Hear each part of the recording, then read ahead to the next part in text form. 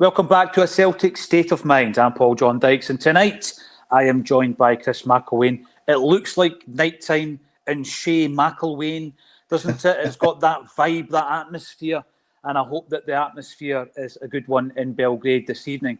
Fair play to every single Celtic fan who's over there. The Acsom team, for our sins, we've got Kevin McCluskey. He's made the move over to Belgrade, and Jungle Lion's got the singing started already. There you go. Can you give us a tune, Chris? The boys of the old Belgrade. I'm not singing it. Our audience would just drop out if I started singing, but that's... But that's because of your voice rather than the content of the song, I think. Absolutely, right, absolutely, there we go. It needs a better voice than mine. Nice one, Jungle. Well done. Listen, I am streaming from Barazat and Design tonight because we do have the live fan zone. It's all happening here this evening, and we've got the live music ongoing at the moment out in the backyard. The heaters are on, the pints are flowing. It's a good atmosphere here at Barazat and Design. But I'm jumping on to do the pre-match, half-time and full-time with Chris. As always, Chris stepping up to the plate. And we just hope, after seeing the starting 11, that Celtic can finally, you know what, and I'm not saying it doesn't happen in the background, but try and put everything to one side, Chris, everything that's happened, all the frustrations and the anger about signings and leaks and the tabloid press and the fan action, try and put that to one side, go out there and perform, because I don't think we've performed particularly well all season. There's been wee moments, there's been some flashes. We haven't had the full performance yet, have we? No, it's been a very slow start. But as you say, I think slowly we've been chipping away at, starting to see some positives on the park. Some of the new signings have been involved in that. One of which definitely starts tonight with Sebastian Tunekti, who does seem to be the real bright light out of our summer recruitment so far. Before I do that, I just want Kieran McCluskey sent me a request earlier. I have to give a mention to the Southside Celtic Supporters Club for apparently sorting them out a ticket for the game tonight. So well done, lads. You've sorted out our very own Leonidas, Acsom's own Leonidas, or Barabbas, I think he's normally called. So hopefully Kevin and the best beard that side of Europe are doing well tonight. But yeah, going back to the team tonight, there was a bit of speculation around who would start in certain key positions. There's a couple of positives tonight for me, I think, in the lineup. One of which is that Kobe Donovan has retained his place, which I think is great. There's some speculation that maybe Tony Ralston has come in, but I've always been a big believer that if you're a player on form, it's your jersey to lose. And I think sometimes that has to come down to poor form or an injury. Players need to wait for their opportunity to get back in, and I think looking at the young Kobe Donovan's performances, I think he's more merited remaining in the team tonight. So really looking forward to seeing what he can bring to the team, because I think he's getting better every time I see him. He looks like he's building up a little bit of maturity, which is great. I mentioned Tunekti. There's obviously debate over, does he start? Is he now competing with Baluisha for that left wing position? Obviously, on form at the moment, it's very easy to say Tunekti's ahead of Baluisha. Baluisha's still, I think, trying to find his feet within the Celtic team. But again, I think as another player in his second appearance, I thought, or third appearance actually it was. I thought he looked like he was starting to find a little bit of form, more tenacious, getting involved in the play and a bit more forward thinking as well, which was good. The interesting one for me is I want to see how the midfield three perform tonight. That's been an area of concern for me, which is unusual because it's an area where we're kind of overloaded with players and options. But he seems to have settled on the manager. Seems to have settled on having Callum McGregor, Rio Hatate, and Benji Negrin. Benji Negrin, I think, has had a pretty decent start to his Celtic career. There's a couple of performances he's not looked quite as effective, but overall he's chipping in with assists, goals, and he certainly looks like he's a player that will, be quite successful with Celtic. But I think the balance of the three, I'm not sure we've seen the best of it yet. I don't know if that's just unfamiliarity or, maybe the adaptation of a new player coming in and to the system where it was very much Engels, I think, and Hatate were the preferred partnership last season. So interesting to see if they can continue building up on that and getting more of a sort of settled partnership in the middle of the park, because I don't think we've seen that yet. And I think that's the key reason why we've not really seen the fluidity that we'd hoped for. Yeah, and it probably would be the reason why I would have made changes. And I probably would have made the changes in the lead up to this game, Chris.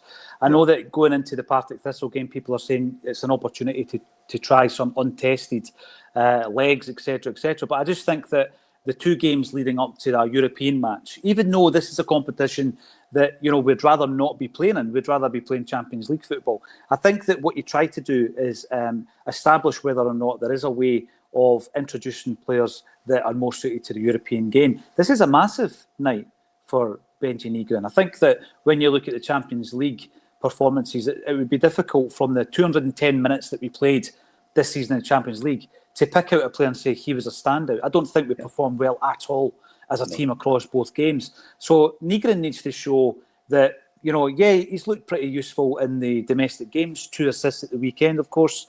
And, he got he's opened his goal scoring account, etc. domestically. But guys like that are coming to football clubs so that we can compete on a European level. And I know we didn't pay a great deal of money for him due to the contract situation, but I'm keen to see, okay, you've kept your position. You're in ahead of Arnie Engels, a record signing, who I would have chosen tonight, incidentally. I gave him a predicted 11 earlier on with John and Paddy. And so you've got to step up. And I do think that as well as some of the newer guys who we're going to be talking about tonight, I think some of the real established players need to step up tonight. And I'm going to tell you who I think. Now, I think Carter Vickers has been playing with his slippers on, right? He needs to step up and really put on a dominant performance. Everybody goes for Scales all the time. Scales is playing out his skin compared to Carter Vickers is in second gear. He needs to step it up. He needs to step it up. I think in the midfield, you move into the midfield territory and you look at Callum McGregor. Now, I had a conversation with some of the lads earlier in Barra's art design in the fan zone there, and we were talking about a number 6. Is Callum McGregor our best number 6? Because he's there and he's always there. He's omnipresent as the defensive mid. And I think when you look at the other midfield players we've got, Chris, I see Luke McCowan as an attacking midfielder, Rio Atati undoubtedly attacking, Negrin, no doubt about it. And we've seen it from Callum as well. Now, I know the data would suggest that because of his age and there is a tendency for a player and for their output in terms of an attacking force to be diminished with age. Alan Morrison talks so eloquently about that. I still don't think he's in his best position. So then you look at the other options and you say, well, Bernardo, the seldom seen Bernardo, for me, looks like a number 6. He's played, number 6 in the Champions League for Celtic. And I'm going to stick by this. I think Arnie Engels, I'm not going to use the word, but he needs a wee bit of that dig. He needs the aggression of former midfielders within that same area of the park that we've had previously. He needs a bit of that. And I think that they two guys look more of a natural fit than Callum McGregor. So I want to see McGregor stepping up. And tonight, I want to see Dyson Maeda and Rio Atati stepping up, because I don't think they've done a great deal this season. We've seen the best of both of the guys, right? And Brendan Rodgers, interestingly, we spoke about this earlier as well, Chris. Brendan spoke about the two of them in the same breath a few weeks back, talking about the end of a cycle. And sometimes, and as Celtic fans, it's now been normalised, sometimes players come to the end of their cycle and they move on. And it almost feels as though we're keeping them on that wee bit longer. Maybe an extra 6 months, get us through to January. But in that time, knuckle down and give us the performances. We need to see performances from these 4 established players tonight. Yeah, I mean, just that perspective, gives me shivers down my spine, because it reminds you of the COVID season when I think we kept players longer than they were expecting, and like I say, you never accuse any player of downing tools, but I'm not sure we got the performances we certainly needed in that season. So I agree with you. Look, if there's a commitment to maybe move players on in January or at the end of the season, but you've still got a job to do until that time happens. So the manager's got to find a way to get these players motivated, to get these players really contributing to let's face it, we've got a lot to play for this season. We are still in Europe. I appreciate it's the second table, if you like, in Europe. It's not where we wanted to be, but it's where we're at, and I think we've got to appreciate it and enjoy it. We've still got 3 trophies to go and compete for domestically, which we'll never get tired of winning trebles, let's be honest, if we can do it. So there's lots and lots to play for, and lots that you would think a player would be motivated for. I agree. I think this is probably the last season for quite a few of these players. I think also there are players who are coming to a different stage in their career. I think, we've seen it with James Forrest. Callum McGregor, for me, is heading towards that way. I think he's a player that we should be managing better. Because you say he is omnipresent, he seems to be there continually, irrespective of who else is available. And I sort of think we're doing that. Look, it's great that Callum can still come in and contribute the way he can, but I think we're almost doing that to the detriment of whoever is going to be required to come in and eventually replace Callum McGregor. And you look at players like Bernardo, who I think has got the qualities to do that based on what we've seen. And it's difficult to say that he couldn't do it because we've not really seen enough of him to say one way or another, right? So you almost want to say, look, Callum McGregor is fantastic, right? But I firmly believe Callum McGregor, we get the best of him when he's playing a bit more advanced, where he doesn't have the defensive responsibilities, when he can make those runs from centre to just outside the box and ping one in from 20 or 30 yards. That we saw evidence of that last season, that when he's able to do that, it'll result in goals or opportunities. It results in something positive. But I think you lose some of that when he does play deeper. Now, I'm not saying he's played badly from the deep position, but it doesn't look like an actual fit to me. And it's usually evident in Europe, because what I've noticed in a few games, and this season as well with Callum, is that sometimes when the ball comes to him and he's that transitional point, that pivot point from the defence to the midfield to the attack, he's playing with his, facing our goal. Yep. And he doesn't have the time to turn round, pick out the player that he wants to pick. We know he can do that because even in the last game, he picked up a brilliant ball, but too often he's got his back to goal in a really deep position. And because of that, he's not seeing everything that's coming behind him, right? And that for me is a real problem. What you need is someone who can kind of have that very natural link between the defence to the midfield. And, maybe Bernardo's the man to do it. Engels, I think, has got the qualities because he does a lot of good work from deep, but he doesn't have quite that dig. So I just look at players like McGregor and I think, fantastic service, but let's protect him. Let's make sure for the twilight years of his career we get the best out of him. And at the moment, I think that the responsibility is it's starting to get too much for him.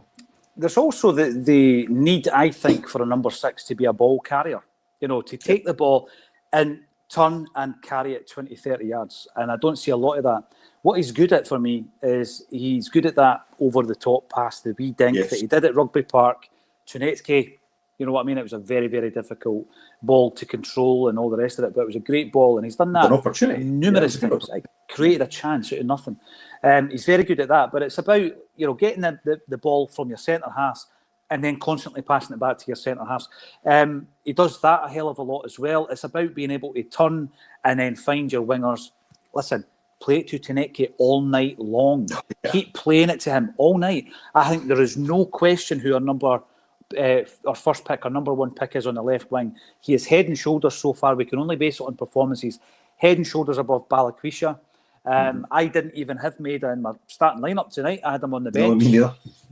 Ian Acsom was my centre forward.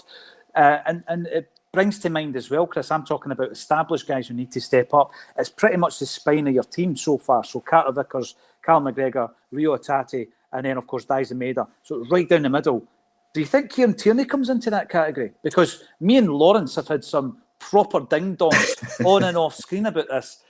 Is it time for him just to say, you know what, this is what you're brought back for your 50 grand a week and stepping up? Well, that's interesting because that was exactly what I was going to say. That surely it's nights like tonight that you do look to bring a player like Kieran Tierney in. You want that experience, but you also want that mentality, that attitude to kind of grab a game by the scruff of the neck. Like I said, we don't have just one leader on the park in Callum McGregor. We should be looking at guys like Kasper Schmeichel, Carter Vickers, Dyson Maeda to an extent now because he's been there and kind of done it. But I would look at Kieran Tierney as one of those leaders on the park, someone who should be leading by example. Now, Kieran's been getting criticism for, maybe fitness. Look, you have to base it on how much regular football he's played over the last couple of seasons. But I think, you've got a bench there, so, if Kieran Tierney is quality for 65 or 70 minutes, I don't mind if he then gets taken off. But as we saw in the last game, even though I thought he was tiring towards the end, he did a 90-minute shift, right? And I always wonder, was that deliberate by the manager to keep him on there, just to say, look, if I need him to, he can. I'm just choosing to kind of manage his fitness. But more importantly than fitness for Kieran tonight, I think it's about taking the game by the scruff of the neck. You know, if we're under pressure at the back, show your defensive qualities, which I think is one of the reasons he's an upgrade on Greg Taylor, who I was, you know, as many people know, I was a fan of.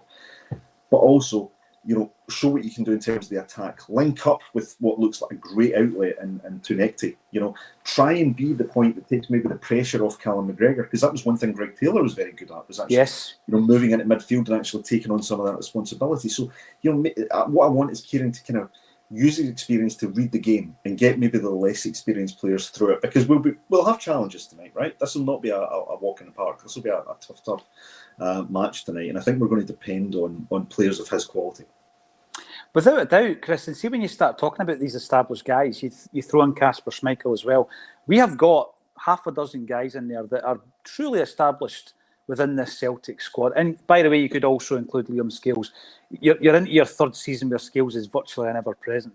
And I look at these players, and that I think sometimes is a disappointment. Yes, we didn't get the business done. Yes, it would have been tremendous to have a fly-in left winger who has been a man of the match in his first two performances against Kairat. But I look at these guys that we've just mentioned, I think to myself, we should have comfortably overcome Kairat over the two legs. It's gone.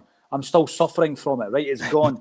But I'm looking at these established guys tonight and I'm thinking, right, now's the time to say, look, I know this isn't the competition you want to be playing in, but let's take us on a journey. Let's take the fans on a journey here.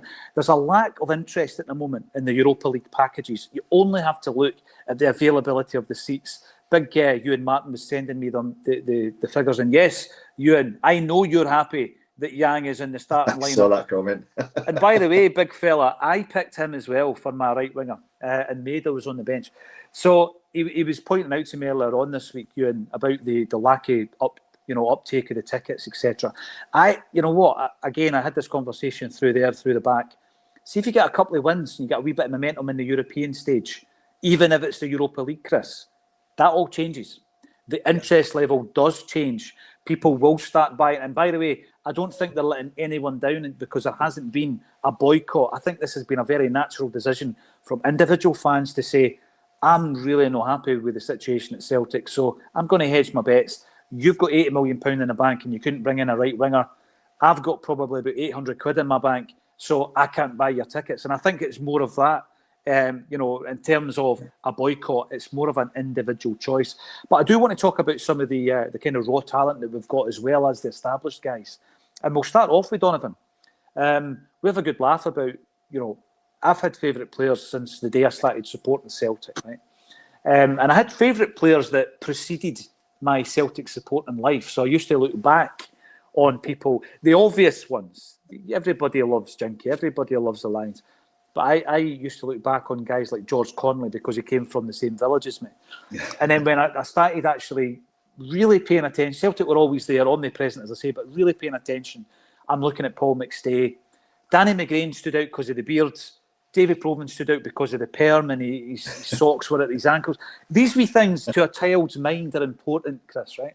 But then the centenary year happened and I'd already established in my mind, and I can't change this is just fact, I'd already established in my mind at that point that my favourite player was Andy Walker, right? So Andy Walker, I know that as a pundit, a lot of people don't like him, but seeing that centenary year, young guy coming from Motherwell, he was my favourite player. And so it goes on, and so it goes on. And I've had favourites. Samaras for years was my favourite player. And as we sit here today, my favourite player at Celtic, as anyone who tunes into Acsom will know, is Tony Ralston. So please humour me. Please humour me. Why is Tony Ralston? Because you know what? He gives, in the modern game, all of the attributes that I think you look at in a player, as a fan, of a cult player. So see, in the past, I used to love Anton Rogan, right? Now I knew Anton Rogan was never a world beater. Sometimes he played like a panel beater, Anton Rogan, right? And he misses the penalty in the cup final and he gets sent off and he handballs the ball and against Rangers. And I remember him playing against Dundee United and he'd burst his face open during the game and he just played on Terry Butcher style, the blood all over the top. I love guys like that. Guys who would run through a brick wall for you. Peter Grant was one of those guys. And Tony Ralston. Grant, right, Grant. He was a water carrier. He says that himself. I mean, he played with guys like McStay and Collins. Tony Ralston's a 100% player, low maintenance, very dependable.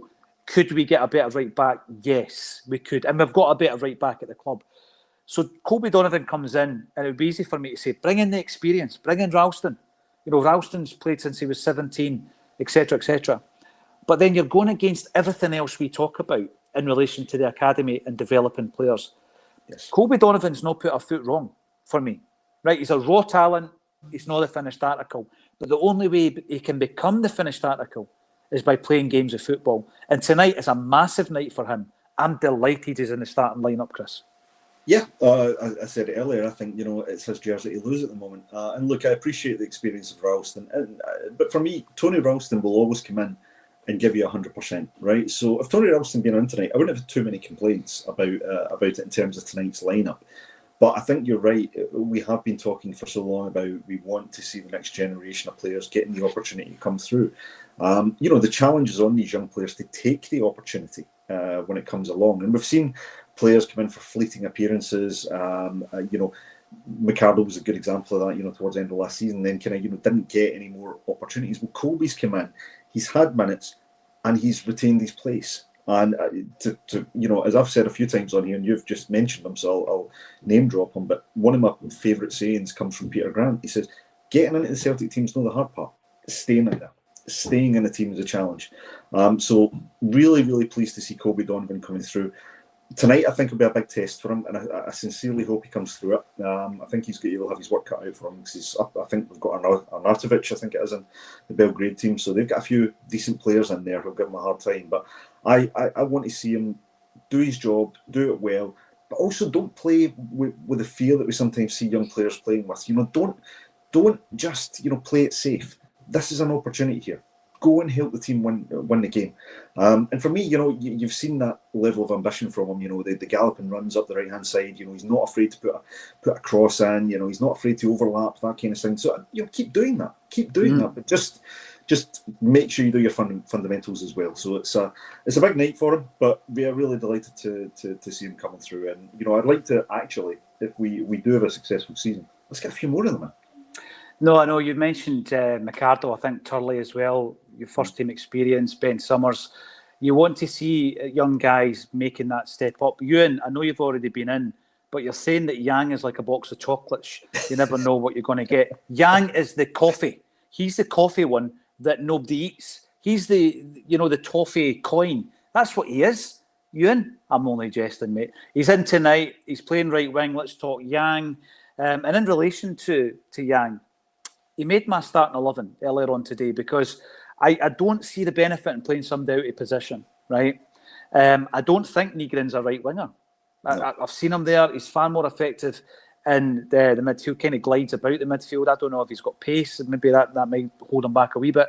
But I don't think he's got the pace of a winger, the pace of a Tunecki or a Kuhn. Yang is the recognised right winger, and I think at the moment, Jamesy Forrest is his backup, Chris. Let's forget about playing Balikwisha out on the right. It's not going to do him any favours whatsoever. Keep him as the backup to Tunecki on the left, and then your two centre forwards, as we sit here, are obviously Maeda and Iheanacho. Interesting that Kenny's back on the bench tonight.